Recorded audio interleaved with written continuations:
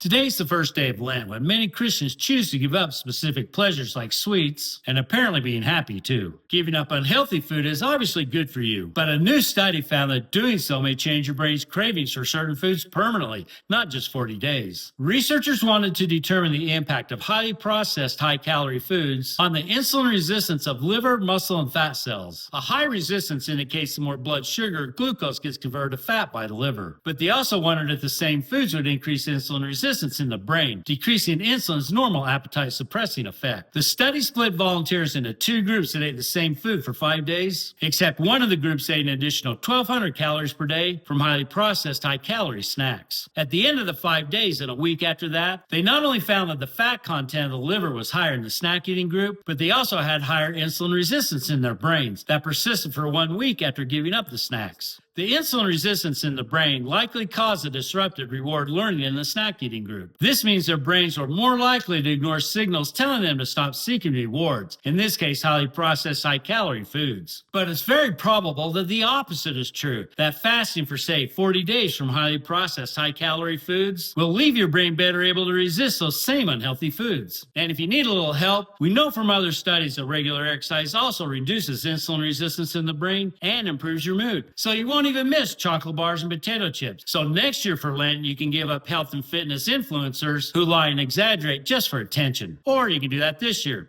if you haven't already. As always, answers come from peer-reviewed research.